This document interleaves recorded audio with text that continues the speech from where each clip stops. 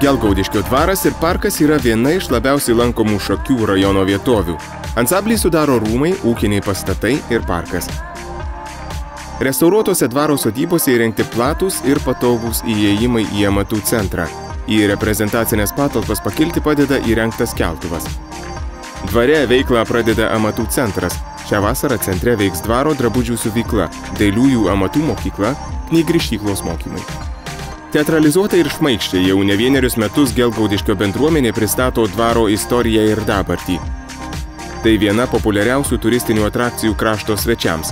Fizinę negalią turintiems asmenims rengiamas sutrumpintas šios ekskursijos variantas, einant specialiai praplatintais takais. Nesnauk tu čia man sakau, kas darosi? Pilvas valgyt, prašau, va taip pasirinkam. Mėsytės pasirinkam, bulvyčių pasirkasim. Pardėt. Ekskursijoje autentiškos vaišės, naminė gira, Zanavykų kraštui būdingas sūris, kropeliai, kaimiški lašinukai. Numatomi edukaciniai senosios dvaro kulinarijos užsiėmimai, kuriuos ves žinomi kulinarai, šios srities istorikai.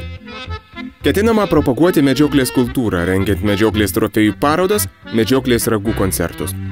Gelgaudiškyje veikia specialiųjų poreikių turinčių suaugusiųjų dienos centras, į kurį suvažiuoja žmonės iš viso Šakių rajono.